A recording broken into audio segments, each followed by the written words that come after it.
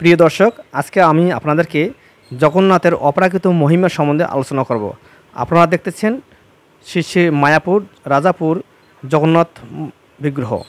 তো এখন দেখতেছেন শ্রীমদ্ ভক্তি পুরুষোত্তম সেই মহারাজ। তো আজকে প্রিয় ভক্ত, আমি যা আলোচনা করতেছি মনোযোগ সহকারে শ্রবণ করবেন। তো এই জগন্নাথ সেই পুরীধামের যে জগন্নাথ, সেই জগন্নাথেই অভিন্ন, অর্থাৎ পুরীধামে জগন্নাথ দর্শন করলে যে ফল লাভ হয়, এখানেই সেই জগন্নাথকে দর্শন করলে একই ফল লাভ হয়। তো এখন আপনাদেরকে কীভাবে এই জগন্নাথ প্রকাশ হলো সেই বিষয়ে আমি আলোচনা করব। আপনারা দেখতে থাকুন। আর এখানে একটা কথা মজার বিষয়, যে পরিক্রমার সময় এই রাজাপুরে আমরা এসেছিলাম, তখন ছিল ভক্তি পুরুষোত্তম সেই মহারাজ এই গ্রন্থটি প্রকাশ করেন। তারই কিছু ভিডিও চিত্র আপনারা দেখতেছেন। তিনি প্রভুপাদকে গ্রন্থটি প্রথম অফারিং করলেন এবং প্রভুপাদ সেটি দেখলেন। দেখার পর এখন নিয়ে ইনি সবার মাঝে প্রকাশ করবেন। তা আসুন আমরা এখন সেই জগন্নাথের মহিমা আলোচনা করি। তো এই সেই জগন্নাথ যিনি স্বয়ং প্রকাশিত হয়েছিলেন।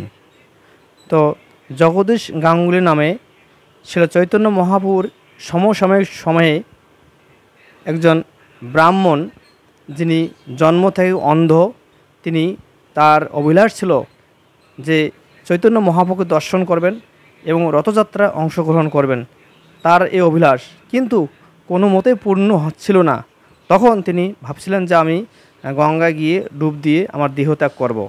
এই সংকল্প করার পর তখন সেই রাত্রে তিনি স্বপ্নে জগন্নাথের দর্শন পেলেন এবং জগন্নাথ তাকে কী করলেন, দর্শন দিয়ে বললেন যে হে জগদীশ গাঙ্গুলি, তুমি ওঠো, তুমি আগামীকালকে গঙ্গায় গিয়ে দেখবে যে সেখানে একটা কাষ্ঠখণ্ড ভেসে আসছে।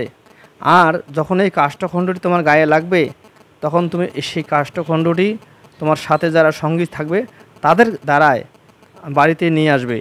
আর পাশের গ্রামে একজন সুতার রয়েছে, যিনি কুষ্ঠরোগে আক্রান্ত, তাকে গিয়ে বলবে তোমার এই দুঃখের কথা।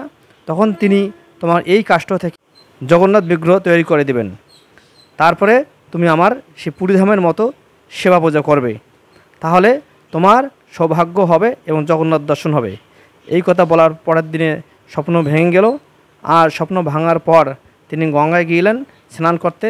স্নান করা অবস্থায় দেখলেন যে কাষ্ঠখণ্ড তার গায়ে এসে লাগলো। আর স্পর্শ করা মাত্রই, তিনি অন্ধ ছিলেন, জন্ম অন্ধ, তিনি আবার দৃষ্টি ফিরে পেলেন।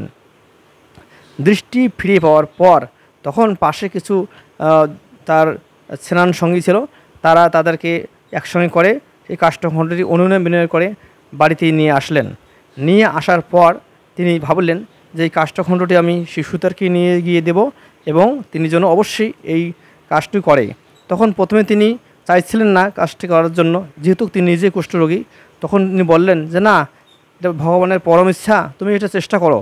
তখন তার কথা শুনে তিনি চেষ্টা করলেন। প্রথমে কষ্ট হয়েছিল, পরবর্তীতে সে যখন জগন্নাথের বিগ্রহ রূপের মতন কিছুটা হলো, তখন সে আবার তার সমস্ত রোগ সেরে গেল এবং জগন্নাথের রূপ প্রাপ্ত হলো। সবার যদি ভালো লাগে অবশ্যই শেয়ার করবেন। জয় জগন্নাথ, বলদেব সুভদ্রা।